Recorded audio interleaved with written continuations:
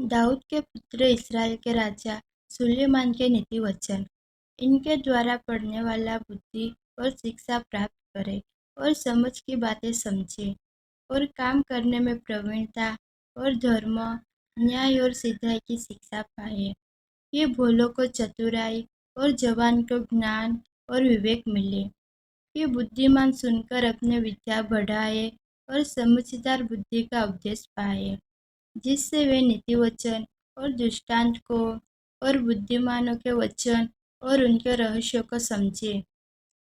यहोवा का भय मानना बुद्धि का मूल है। बुद्धि और शिक्षा को मूल ही लोग तुच्छ जानते हैं।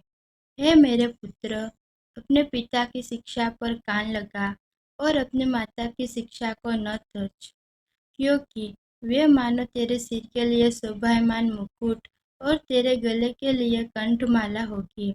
हे मेरे पुत्र, यदि पापी लोग तुझे फुसलाए तो उनकी बात न मानना। यदि वे कहे, हमारे संग चल कि हम हत्या करने के लिए घात लगाए, हम निर्दोषों की ताक में रहे, हम अधोलोक के न्याय उनकी जीवता खबर में पड़े हुए के समान समूचा निगल जाए। हमको सब प्रकार के अनमोल पदार्थ मिलेंगे, हम अपने घर को लूट से भर देंगे। तू हमारा साझी हो जा, हम सबों को एक ही बटवा हो। तो हे मेरे पुत्र, तो उनके संग मार्ग में न चलना, वरन उनकी डगर में पाँव भी न धरना, क्योंकि वे बुराई करने को दौड़ते हैं और हत्या करने को फुर्ती करते हैं। क्योंकि पक्षी के देखते हुए जाल फैलाना व्यर्थ लगता है, और ये लोग तो अपनी ही हत्या करने के लिए घात लगाता है, अपने ही प्राणों की घात की ताक में रहते हैं। सब लालचियों की चाल ऐसी ही होती है, उनका प्राण लालच ही के कारण नाश हो जाता है। बुद्धि सड़क में ऊंचे स्वर से बोलती है और चौकों में प्रचार करती है। वह बाजारों की भीड़ में पुकारती है, वह फाटकों के बीच में और नगर के भीतर भी ये बातें बोलती है। हे भोले लोगों, तुम कब तक भोलेपन से प्रीति रखोगे? और हे ठट्ठा करने वालों, तुम कब तक ठट्ठा करने से प्रसन्न रहोगे? और हे मूर्खों, तुम कब तक ज्ञान से बे रखोगे? तुम मेरी डांट सुनकर मन फिराओ। सुनो, मैं अपनी आत्मा तुम्हारे लिए उंडेल दूंगी। मैं तुमको अपने वचन बताऊंगी। मैंने तो पुकारा परंतु तुमने इनकार किया, और मैंने हाथ फैलाया परंतु किसी ने ध्यान न दिया।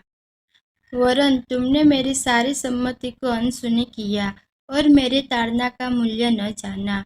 इसलिए मैं भी तुम्हारी विपत्ति के समय हंसूंगी, और जब तुम पर भया पड़ेगा, वरन आंधी की नाई तुम पर भया पड़ेगा, और विपत्ति बवंडर के समान आ पड़ेगी, और तुम संकट और संकट में फंसोगे, तब मैं ठट्ठा करूंगी। उस समय वे मुझे पुकारेंगे और मैं न सुनूंगी। वे मुझे यत्न से ढूंढेंगे परंतु न पाएंगे, क्योंकि उन्होंने ज्ञान से बैर किया और यहोवा का भय मानना उनको न भाया।